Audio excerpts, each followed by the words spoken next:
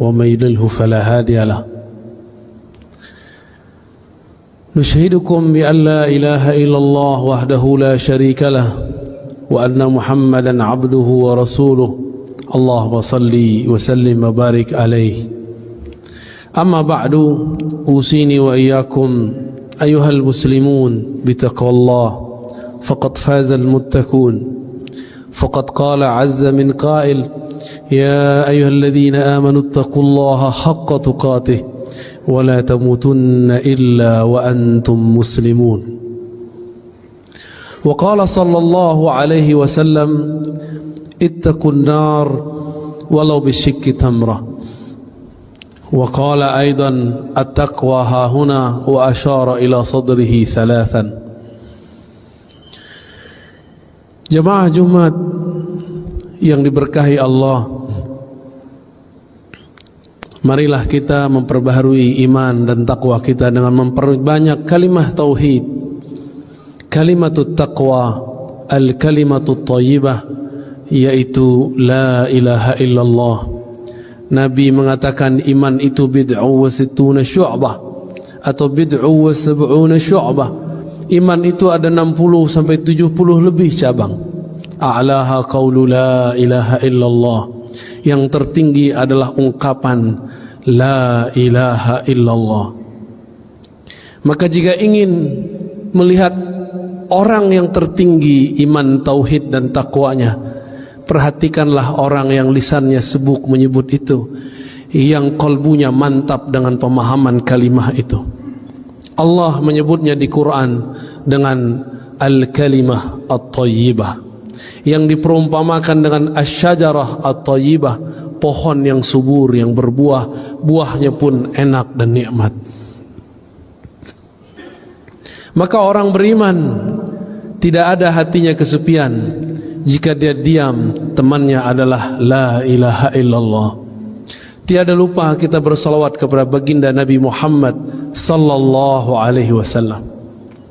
Karena jasa beliaulah kita bisa menyembah Allah saat ini. Karena beliaulah kegelapan, kejahilan Allah kemudian keluarkan dari pikiran dan hati kita, dan alhamdulillah kita dijadikan umat yang mengikutinya, umat Nabi Muhammad sallallahu alaihi wasallam. Ada sekitar 12 nabi dalam riwayat yang banyak berharap dia diangkat atau dipilih menjadi umat Nabi Muhammad. Tapi kita tanpa perlu berdoa, Allah anugerahkan menjadi umat akhir zaman, umat Nabi Muhammad sallallahu alaihi wasallam. Suatu nikmat yang tiada tara, tapi nikmat berbanding dengan ujian dan cobaan. Maka semua cobaan yang ada semenjak Nabi Adam alaihissalam sampai kepada Nabi Isa ada pada umat Nabi Muhammad sallallahu alaihi wasallam. Tapi Allah mengabarkan innallaha ma'as sabirin. Allah senantiasa membersamai orang-orang yang sabar. Semoga kita menjadi orang yang sabar. Jemaah Jumat yang dimuliakan Allah, pada khutbah yang sangat singkat ini kami akan menyampaikan satu riwayat hadis mengenai kewaspadaan kita di akhir zaman. Suatu kali diriwayatkan bahwa Sayyidina Ali dalam hadis Bukhari, begitu juga hadis Muslim, mengirimkan Ghunaimah atau Zuhaibah beberapa emas, beberapa harta rampasan, rampasan perang tentunya, dikirim dari Yaman ke Madinatun Nabi, Madinah At-Tayyibah, Madinatul Rasul sallallahu alaihi wasallam. Sampai di Madinah, baginda Nabi sallallahu alaihi wasallam membagikannya kepada sahabat-sahabat yang berhak, yang merasa yang mereka dianggap paling berjasa dalam Islam. Setelah pembagian selesai, tiba-tiba ada seseorang datang kepada baginda Nabi sallallahu alaihi wasallam, menerobos safnya para sahabat. Apa kata orang ini? Ya Rasulullah, ittaqillah. Begitu riwayat Imam Bukhari. Wahai Rasul Allah, takutlah kepada Allah, takwalah kepada Allah. Coba bayangkan, siapakah yang paling bertakwa di dunia ini? Bukankah itu Rasulullah? Dalam riwayat yang lain, ya Muhammad, i'dil ya Muhammad. Hei Muhammad, berbuat adillah engkau. Ternyata orang ini merasa pembagian untuknya tidak banyak.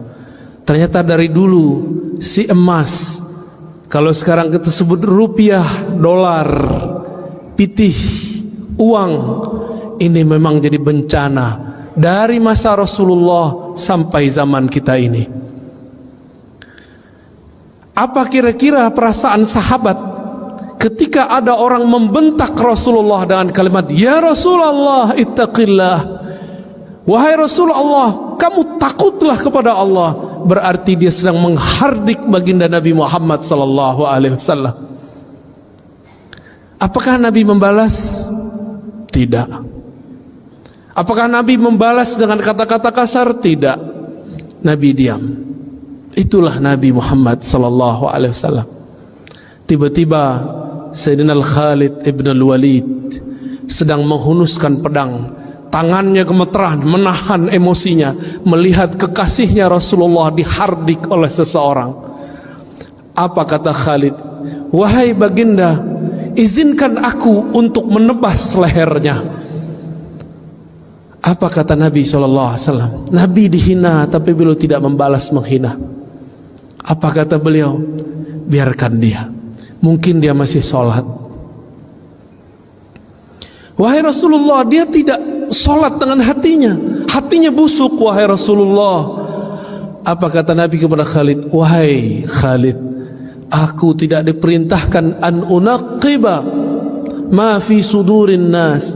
Aku tidak diperintahkan sama sekali untuk mencari tahu isi hati manusia. Tidak jadi juri hati orang, niat orang. Akhirnya Khalid langsung memasukkan pedangnya yang tadi sudah hampir terbang melayang, membunuh orang yang kurang ajar kepada baginda Nabi sallallahu alaihi wasallam. Lihatlah akhlak beliau, dicaci, dihina, biasa saja, tidak balas menghardik, diam, dibiarkan. Kenapa? Ternyata di saat itu beliau dapat wahyu. Apa isi wahyunya? Beliau mengatakan, saya khuruj min di'di hadzal rajul, akan keluar dari generasi laki-laki tadi yang menghardik baginda Nabi sallallahu alaihi wasallam, qaumun yatluna ayatillah, sekelompok orang yang mereka fasih baca ayat Allah, yatluna ayatillahi ratbah, baca ayat Allahnya sangat fasih, hafalannya ratbah, sangat banyak dan lancar. Tetapi Al-Quran yang dia baca tidak tembus kepada kerongkongannya, apalagi ke dalam kolbunya. Tapi kemudian Nabi bersabda, inilah kalam yang sangat berbahaya. Inilah kalam yang disimpan Nabi. فَإِذَا لَقِيتُمُوهُمْ فَاقْتُلُوهُمْ. Jika engkau bertemu mereka, inilah yang sulit diterjemahkan. Apa terjemahan faqtuluhum? Apakah diartikan membunuh atau diartikan memerangi? Ulama kita memilih untuk zaman sekarang diartikan, maka faqtuluhum bimakna faqatiluhum, maka perangi mereka. Dengan cara apa? Dengan cara mereka memerangi kita. Jika mereka memerangi kita dengan cara opini, perang lawan opini.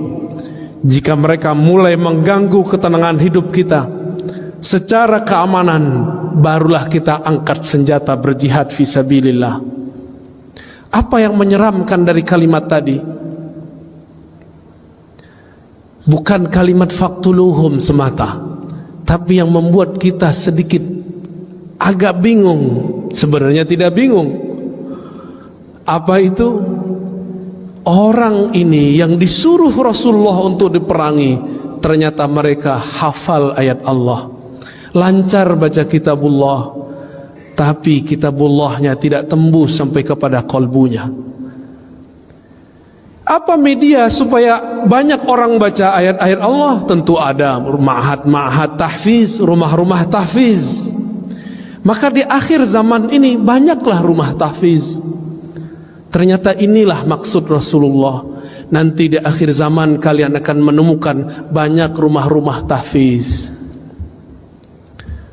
Apakah semuanya salah? Belum tentu. Semuanya benar? Belum tentu. Jika bersumber pemahamannya, seirama pemahamannya dengan orang ini yang dia merasa suci, bahkan berani mengkritik baginda Rasulullah. Rasulullah sudah wafat.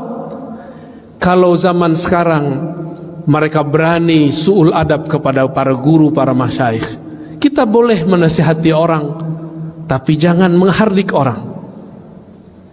Orang-orang ini menjadikan ayat sebagai alat untuk menghardik. Lafaznya sama dari dulu sampai sekarang. Orang-orang ini pasti kalimatnya ittaqillah, bertakwalah kepada Allah, seakan-akan dia paling bertakwa di alam semesta. Jemaah Jumat yang dimuliakan Allah, maka rumah tahfiz yang kita bina, ma'had tahfiz yang kita punya, yang kita wakafkan, harus betul-betul dijaga. Jangan sampai kesusupan pemahaman pengikut orang yang ini. Mohon kita semua menjadi pengawas lembaga-lembaga wakaf. Mohon kita menjadi semua pengawas rumah-rumah tahfiz. Apakah ini mengajarkan kurang ajar kepada Rasulullah, kurang ajar kepada pewaris Rasulullah, atau mereka yang mengajarkan cinta kasih, adab kepada wali Allah? Bapak, saudara, sahabat jamaah Jumat yang dimuliakan Allah, berdasarkan hadis ini, ulama-ulama kita sekarang mulai kebangkitan, mulai sadar. Kita mesti bersanad, mesti bersilsilah, mesti berguru dalam ilmu apa saja. Bagian akhir yang kamu sampaikan, ketika awal abad kedua, Al-Imam Muhammad ibn Sirin, seorang tabi'in, bertemu sahabat-sahabat Rasulullah. Ketika banyak orang hafal Quran dan sunnah, tapi pemahamannya tidak sesuai dengan yang dihafalnya, maka beliau mengatakan, فَإِذَا ظَهَرَتِ الْفِتْنَةِ, ketika kekacauan sudah mulai muncul, maka kami bertanya, سَمُّوا لَنَا رِجَالَكُمْ, begitu diriwayatkan oleh Imam Muslim. Wahai para penceramah, wahai para ustadz, wahai para hafiz, wahai para da'i, wahai para guru, sammu lana rijalakum, wahai teman-temanku yang hijrah, wahai teman-temanku yang belajar Islam, sammu lana rijalakum, sebutkan siapa gurumu, siapa sanadmu yang menghubungkan engkau kepada Rasulullah sallallahu alaihi wasallam. Inilah pentingnya berguru. Berguru itu adalah jaminan kesahihan. Imam Bukhari berguru hampir 2000, Imam Abu Hanifah bahkan 4000, Imam Ibnu Hibban bahkan 2000. Kita baru berguru 1-2 guru sudah berani memfotnis orang yang berbeda. Betapa naifnya diri ini, betapa kelirunya kita, berapa emosionalnya kita beragama. Maka jemaah Jumat yang dimuliakan Allah, semoga di antara kita ada yang tersentuh hatinya, mulai hati-hati dengan proyek-proyek tahfiz Quran. Mari awasi, jika kita bagian dari orang yang mengikuti dan mengajarkan tahfiz Quran, mari menjemput pemahaman Al-Quran dari ahlinya. Fas'alu ahla dzikri in kuntum la ta'lamun. Ambillah ilmu, tanyalah ilmu kepada ahlinya jika kamu tidak tahu. Ilmu menghafal beda dengan ilmu memahami yang dihafal. Semoga Allah yufaqihna fid din wa 'allamana at-ta'wil wa yu'allimuna at-ta'wil. Semoga Allah membimbing kita memahami agama ini dan memahami isinya. Nasallallahu yubarika lana wa lisairil muslimina wal muslimat, wa nasallallahu as-sattar al-ghaffar al-ghafur ay yaghfira lana wa yasturana bi sitrihil jamil wa yuzayyinana bi sitrihil jalal. ونسأل الله التوبة والمغفرة استغفروا أيها المسلمون فإنه كان غفارا اللهم صل على سيدنا ومولانا محمد وعلى آله وصحبه أجمعين. الحمد لله الذي هدانا لهذا وما كنا لنهتدي لولا أن هدانا الله. أشهد أن لا إله إلا الله وأشهد أن محمدا عبده ورسوله. اللهم صل على سيدنا محمد وعلى آله وصحبه وسلم. أما بعد فيا عباد الله، أوصيني وإياكم بتقوى الله بأن تكثروا من قول لا إله إلا الله محمد رسول الله، بأن تتبعوا سنن المصطفى صلى الله عليه وسلم ظاهرا وباطنا. إن الله ملائكته يصلون على النبي يا أيها الذين آمنوا صلوا عليه وسلموا تسليما. اللهم صل على سيدنا محمد وعلى آل سيدنا محمد كما صليت على سيدنا إبراهيم وآل سيدنا إبراهيم، وبارك على سيدنا محمد وعلى آل سيدنا محمد كما باركت على سيدنا إبراهيم وآل سيدنا إبراهيم في العالمين إنك حميد مجيد. الدعاء: اللهم اغفر للمؤمنين والمؤمنات والمسلمين والمسلمات الأحياء منهم والأموات، وتابع بيننا وبينهم بالخيرات. رب اغفر وارحم وأنت خير الراحمين. اللهم يا مقلب القلوب يا مصرف القلوب ثبت قلوبنا على دينك وطاعتك. اللهم أعنا على ذكرك وشكرك وحسن عبادتك. اللهم وفقنا وأهلنا وذرياتنا والحاضرين لطاعتك برحمتك يا أرحم الراحمين. اللهم ربنا آتنا في الدنيا حسنة وفي الآخرة حسنة وقنا عذاب النار، واجعلنا من حملة القرآن. آمين يا رب العالمين.